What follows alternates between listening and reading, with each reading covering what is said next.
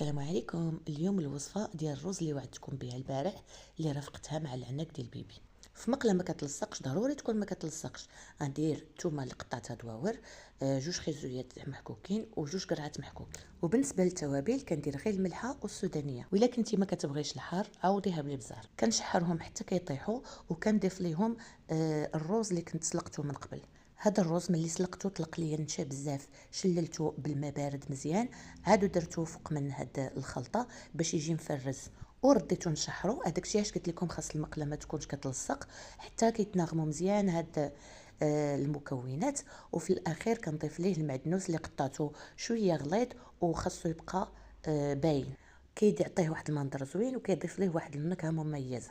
كيجي رائع في المذاق وخفيف، وفي الاهم بانه كيوجد دغيا. يقدر يكون غير بوحدو فكره ديال العشاء ولا في لانش بوكس.